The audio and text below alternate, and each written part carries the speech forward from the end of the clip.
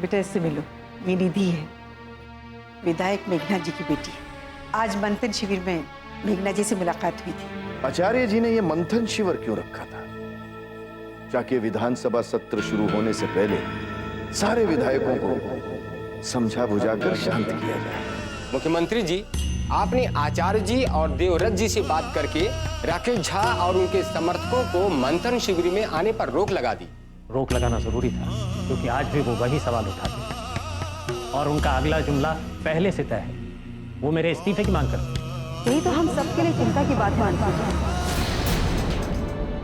मैं आज को देख रही हूँ, आज मैं समाज को क्या दे सकती हूँ। कल पार्टी और पद की बात तो दूर है, पता नहीं कल मैं रहूं या ना रहूं। यानी तुम नहीं मानोगी? मैं जीते जी वो राजनीति नहीं कर सकती जो आप कर रहे हैं।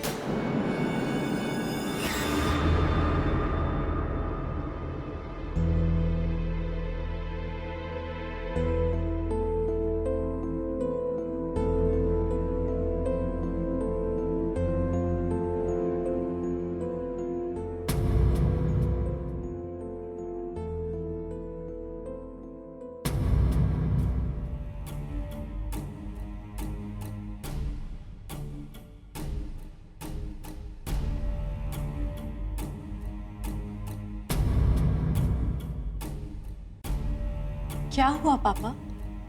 कुछ नहीं बेटी, अगर मुझे पता होता कि ये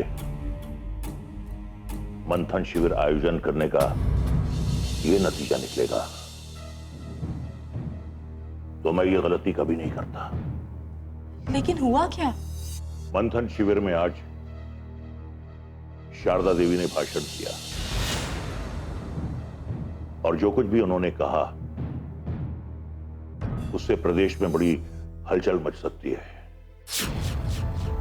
मुख्यमंत्री जी का फोन आया और उनका यह कहना है कि इस बात को मुद्दा बनाकर शारदा देवी को पार्टी से निष्कासित कर दिया गया। लेकिन हुआ क्या? सरकार पर जो भ्रष्टाचार का आरोप लगा है, इसी विषय में शारदा देवी मुख्यमंत्री जी से जवाब मांग रही है। आचार्य जी नमस्कार। आइए बैठिए। कहां से आ रहे हैं? जी पार्टी के दफ्तर से ही आ रहा हूं। कार्यकर्ताओं को मालूम पड़ गया कि मंथन शिविर में क्या हुआ है।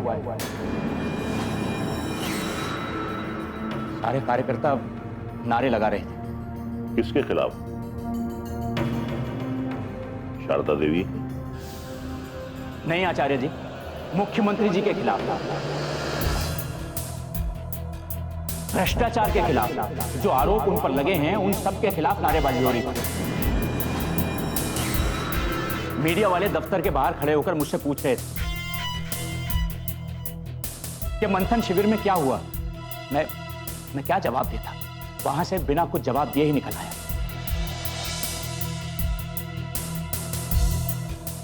मंथन शिविर में जो कुछ भी हुआ है, ये बात अगर कार्यकर्ताओं को पता चल चुकी है तो इसकी भनक मीडिया को भी लग जाएगी। ये मीडिया जानना तो चाहती है, मगर पक्के तौर पर उसे कुछ भी पता नहीं है।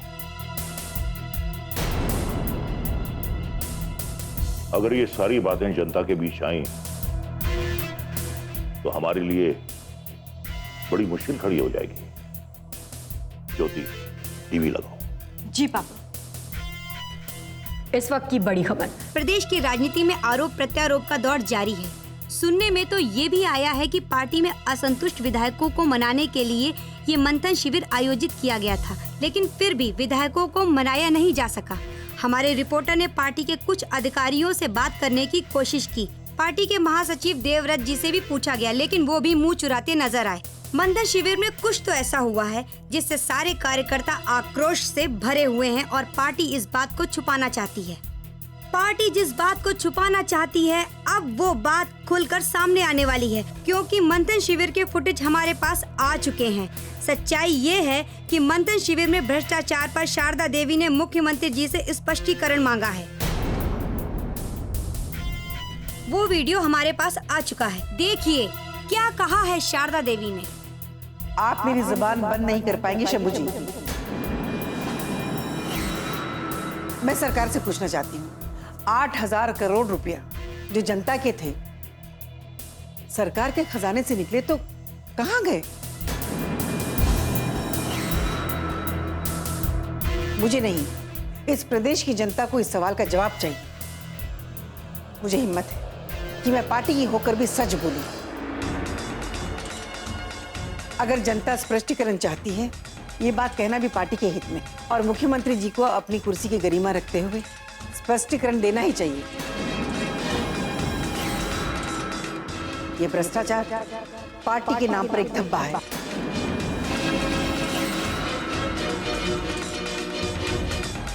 और मैं देखना चाहती हूँ इस पार्टी में कितने ईमानदार हैं जो मेरी बात का समर्थन करते हैं, या मुझे इस पार्टी से निकाला जाता है। बस मुझे यही देखना है। ये फुटेज मीडिया के पास आई कैसे? हमने तो मीडिया को अंदर जाने के लिए मना किया था, फिर ये भाषण रिकॉर्ड करके मीडिया को किसने दिया? शारदा देवी की कही ये बातें पूरे प्रदेश में हाहाकार मचा सकती हैं। सर मैं खुद ही नहीं समझ पा रहा हूं कि ये वीडियो किसने बनाया और मीडिया तक किसने पहुंचाया। इस वीडियो से पार्टी के सामने भी एक बहुत बड़ा धर्म संकट खड़ा हो जाएगा कि ये पार्टी ईमानदारों की है या बेईमानों की, ये सच का साथ देती है या भ्रष्टाचारी का। सबसे बड़ी समस्या तो मुख्यमंत्री जी के लिए खड़े होने वाली है।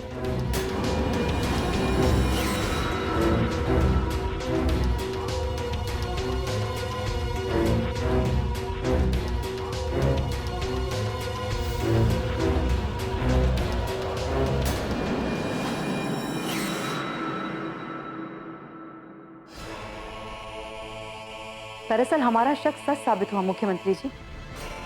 आपने अपने खिलाफ बोलने वालों पर तो मंथन शिविर में प्रतिबंध लगा दिया, लेकिन आप शारदा देवी पर प्रतिबंध नहीं लगा सके। मैं सोच रहा था कि शारदा देवी मुद्दों की बात करेंगी, अपने क्षेत्र की समस्याओं की बात करेंगी। दरअसल आप इस बात का अंदाजा नहीं लगा सके कि शारदा देवी आखिरकार हैं तो बलदेव सिंह की पत्नी ही, और मैं ये दावे के साथ कह सकती हूँ कि शारदा देवी बलदेव सिंह के इशारे पर चल रही हैं, और उन्होंने जो कुछ भी कहा है ना आपसे, वो सब बलदेव सिंह के कहने पर कहा है। आप ठीक कह रहे हैं, लेकिन अब एक दिन भी मैं इस शारदा देवी को पार्टी में नहीं रहने दूंगा। ऐसा ही होना चाहिए मुख्यमंत्री जी। ऐसे लोग जानबूझकर पार्टी और सरकार को बदनाम करने के लिए साजिश करते हैं, और इस साजिश के पीछे बलदेव सिंह का हाथ है। शारदा देवी को पार्टी से विद्रोह करने के लिए पार्टी से निष्कासित कर देना चाहिए, तभी दूसरों को सबक मिलेगा। वरना आज शारदा देवी ने आपके खिलाफ आवाज उठाई है, कल दूसरे विधायक भी उठाएंगे। शारदा देवी को पार्टी से निष्कासित करवाकर मैं दूसरे विधायकों को भी ये साफ साफ संदेश देना चाहता हूं कि अगर उन्होंने भी मेरे खिलाफ जुबान खोली तो उनका हश्र भी यही होगा। और आज ही ये खबर मीडिया में आनी चाहिए कि पार्टी ने शारदा देवी को पार्टी से निष्कासित कर दिया है। आज ही ये खबर आएगी। मैंने इस बारे में आचार्य जी से साफ साफ कह दिया है। जिस तरह शारदा देवी मंथन शिविर में जुबान खोल रही थी, निष्कासित होने के बाद उन्हें जो कहना है कहती रहे। जनता पर उसका कोई असर नहीं होगा, क्योंकि हम कह सकते हैं कि पार्टी से निष्कासित होने के बाद शारदा देवी अनाप शनाप पक रही है। बस एक बात जरूरी है कि मंथन शिविर में जो कुछ भी हुआ वो सामने ना आ पाए। मुख्यमंत्री जी, क्या बात है ललन, इतने परेशान क्यों? लगता है आपने न्यूज चैनल नहीं देखा है। मंथन शिविर के सारे वीडियो मीडिया तक पहुंच चुके हैं। शारदा देवी ने क्या क्या कहा है, सारे वीडियो दिखाए जा रहे हैं। क्या? लेकिन वहां तो कोई रिकॉर्डिंग नहीं हुई थी। रिकॉर्डिंग हुई है,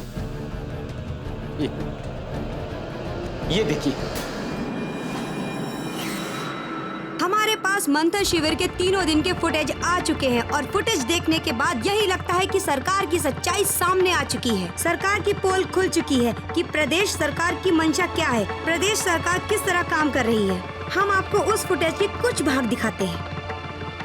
राजनीति और सरकार जिस तरह से चल रही है उससे मन को बहुत पीड़ा होती है, तकलीफ महसूस होती है। और पीड़ा तो इस बात की होती है जब लोग ये कहते हैं कि जांच कमेटी बिठाई जा रही है। जब जांच कमेटी बिठाने के नाम पर एक इंक्वायरी होगी और इंक्वायरी पर जो भी कार्रवाई होगी, जो कुछ निकलेगा उस पर कार्रवाई की जाएगी। लेकिन ये सब उस बात को ठंडे बस्ते में डालने की तैयारी होती है। आप अपने ही सरकार पर भ्रष्टाचार का आरोप लगा रहे हैं। देखिए कन्हैयालाल जी, मैं कोई आरोप नहीं लगा रहा हूं और मेरे आरोप लगाने से कुछ बदलने वाला नहीं है। मैं तो वही कह रहा हूं जो सच है। बंद कीजिए शेर व शायरी। आप शेर के जरिए हम लोगों पे उंगली उठाना चाहते हैं। कन्हैयालाल जी, क्या आपको नहीं मालूम कि इस 8,000 करोड़ के घोटाले में तुम्हारा भी नाम है? और शंभू प्रसाद जी, तुम्हारा भी।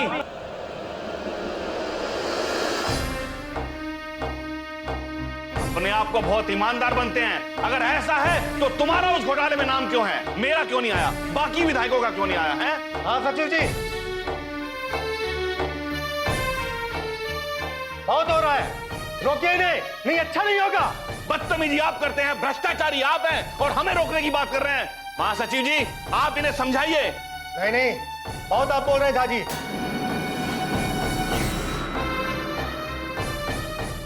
इस तरह की बातें नहीं करिएगा, नहीं अच्छा नहीं होगा। हम आपको समझा रहे हैं। राकेश झा के सच बोलने की वजह से उन्हें मंथन शिविर में आने से प्रतिबंध लगा दिया गया। क्या इस सरकार में सच बोलना अपराध है? उस दिन एक शायरी के साथ राकेश झा ने अपनी बात का समापन किया था। आज शारदा देवी ने भी इस भ्रष्टाचार के खिलाफ आवाज उठाई। उस फुटेज के कुछ हिस्से आप भी देखिए। आप मेरी जुबान बंद नहीं कर पाएंगे शंभू जी। मैं सरकार से पूछना चाहती हूँ, 8,000 करोड़ रुपए जो जनता के थे सरकार के खजाने से निकले तो कहाँ गए? मुझे नहीं, इस प्रदेश की जनता को इस सवाल का जवाब चाहिए।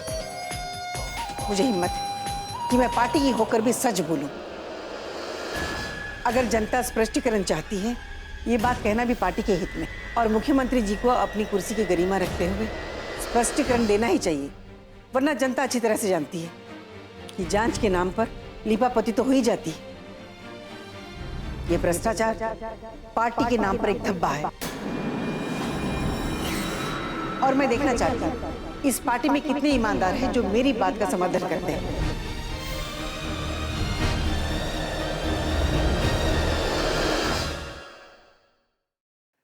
भाई मजा आ गया सक्सेना, मजा आ गया। शारदा ने हमारा साथ नहीं दिया, लेकिन हमारा काम बिल्कुल आसान कर दिया। अब इस सरकार को गिरने से कोई नहीं रोक सकता। अब ये सरकार जनता के कटघरे में है, इसे गिरना ही है। इसे गिरने से कोई नहीं रोक सकता, और अगर इसे गिरने से किसी ने रोकने की कोशिश की तो सक्सेना वो जनता की नजरों में गिर जाएगा। आप ठीक कह रहे हैं मंत्री जी, अंधेरा छटने लगा है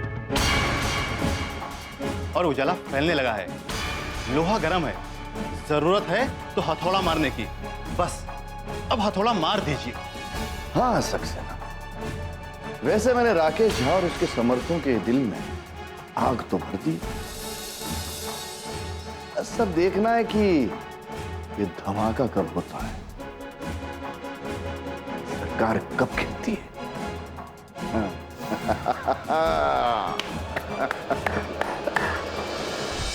अगर सत्ता में बैठे हुए लोग अपने स्वार्थ के लिए मीडिया का इस्तेमाल कर सकते हैं, तो हम लोग सच्चाई को सामने लाने के लिए मीडिया का इस्तेमाल क्यों नहीं कर सकते? तुम कहना क्या चाहती हो बेटा? जिंदगी का भंवर है।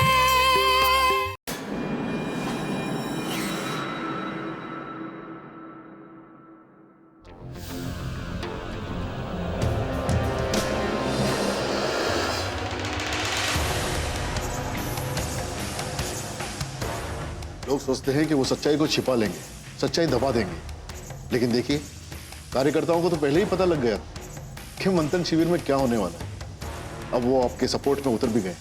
हाँ प्रदीप जी, मैं तो बस एक ही बात जानती हूँ, सत्यमेव जयते। सत्य के राहों से डगमगाना नहीं चाहिए। आखिर जीत सत्य की ही होती है।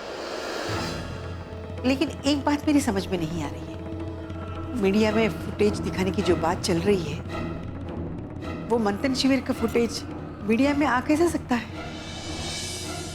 जब मीडिया को वहां आने ही नहीं दिया था। बधाई हो माँ जी, बधाई हो।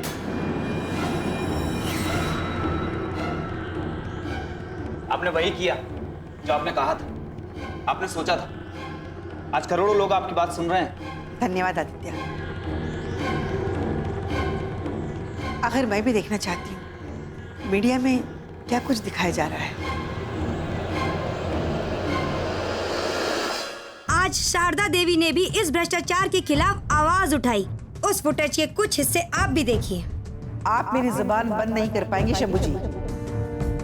मैं सरकार से पूछना चाहती हूँ, 8,000 करोड़ रुपया जो जनता के थे सरकार के खजाने से निकले तो कहाँ गए? मुझे नहीं, इस प्रदेश की जनता को इस सवाल का जवाब चाहिए। मुझे हिम्मत है कि मैं पार्टी की होकर भी सच बोलूं। नमस्ते आंटी जी। नमस्ते बेटा, आओ बैठो। अगर जनता स्पष्टीकरण चाहती है, ये बात कहना भी पार्टी के हित में, और मुख्यमंत्री जी को अपनी कुर्सी की गरिमा रखते हुए स्पष्टीकरण देना ही चाहिए। देख रही हैं आंटी, इस फुटेज को तो जनता के सामने दिखाना ही चाहिए था। ये भ्रष्टाचार पार्टी के नाम पर एक धब्बा है, वरना आपकी आवाज को तो कोई भी आसानी से दबा देता। हाँ, मैं तो ये सोच रही हूँ कि यहाँ जो मंथन शिविर में हम लड़ाई लड़ रहे हैं, ये बात अगर जनता तक पहुँचती तो कितना अच्छा होता। अरे आप क्यों परेशान हो रही है? सच्चाई कभी छिपती है क्या? जनता तक हमारी आवाज जरूर पहुंचेगी। ये क्या कह रहे हो बेटा? मैं तो ये सोचकर परेशान हूँ, जो कुछ भी मैंने मंथन शिविर में कहा वो सब मीडिया में कैसे दिखाया जा रहा है? माँ जी, माँ, मीडिया के आने पर रोक लगा दी गई थी, लेकिन कोई तो है जिसने वहां बाकायदा रिकॉर्डिंग की और वो फुटेज मीडिया को भी दिया। हाँ मैडम, हमें भी लगता है कि जो भी हो रहा है बिल्कुल सही हो रहा है, बिल्कुल अच्छा हो रहा है, और मीडिया का सही इस्तेमाल यही है। अगर सत्ता में बैठे हुए लोग अपने स्वार्थ के लिए मीडिया का इस्तेमाल कर सकते हैं, तो हम लोग सच्चाई को सामने लाने के लिए मीडिया का इस्तेमाल क्यों नहीं कर सकते? तुम कहना क्या चाहती हो बेटा? क्या ये मेघना जी ने रिकॉर्ड किया था? जी हाँ आंटी, वो कैमरा मैन मैंने ही भेजा था। मुझे लगता है वो रिकॉर्डिंग करवा के मैंने बिल्कुल सही किया। अब सत्ता में बैठे वो लोग आपकी आवाज को इतनी आसानी से नहीं दबा पाएंगे।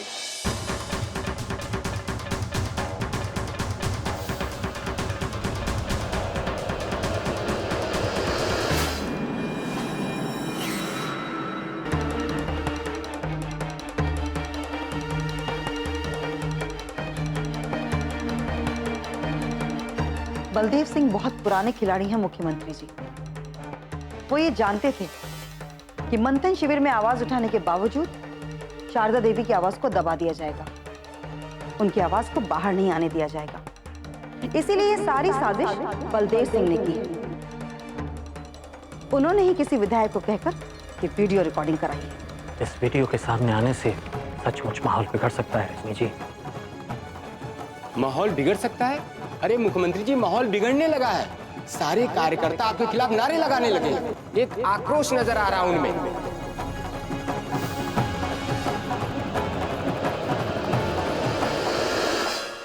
और दूसरी खबर यह भी आ रही है कि राकेश झा और उनके विधायक भी आक्रोश करने लगे हैं।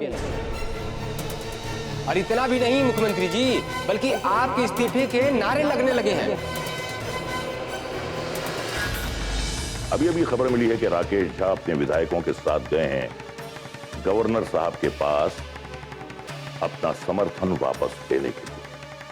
वहां उन्होंने अपना समर्थन वापस लिया और यहां आपकी सरकार गिर गई। जिंदगी एक भंवर है। किसको फोन लगा रहे हैं मुख्यमंत्री जी? नमस्कार। नमस्कार आचार्य जी। शारदा देवी को निष्कासित करने की घोषणा अभी तक सामने नहीं आई। आप आखिर चुप क्यों हैं आचार्य जी? अगर आपने ये घोषणा कर दी होती तो पार्टी में जो विद्रोह के स्वर उठ रहे हैं ना, वो नहीं उठ रहे होते। विद्रोह की आवाज तो उठ चुकी है मीडिया में। सरकार के भ्रष्टाचार की चर्चा हो रही है। अब आप किस किस की आवाज को दबाएंगे? और ये मैं आपको बता दूं कि माहौल बहुत गर्म हो गया है। आखिर आप कहना क्या चाहते हैं आचार्य जी? मैं ये कहना चाहता हूं कि जिस तरीके से आप अपनी सरकार बचाना चाहते हैं, अब वो मुमकिन नहीं है। शारदा देवी को निष्कासित करके भी आपकी सरकार बचने वाली नहीं है। ये आप कह रहे हैं आचार्य जी? आपकी बातों का आखिर मतलब क्या है? मुझे तो लगता था कि आपको सब खबर है, लेकिन आपकी बातों से यह लगता है कि आप बिल्कुल बेखबर हैं। अभी अभी खबर मिली है कि राकेश झा अपने विधायकों के साथ गए हैं गवर्नर साहब के पास अपना समर्थन वापस लेने के लिए।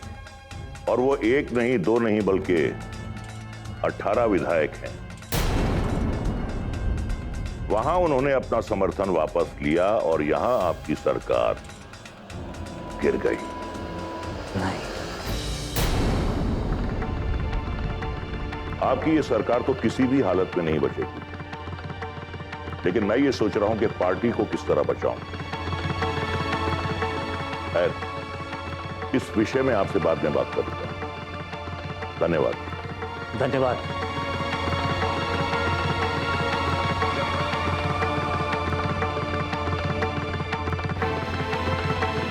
क्या हुआ मुख्यमंत्री जी? क्या कहा आचार्य जी ने?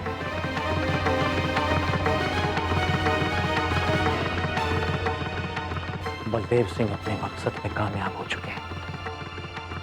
राकेश झा और उनके सहयोगी विधायक अपना समर्थन वापस लेने राज्यपाल के पास पहुंच चुके हैं। क्या?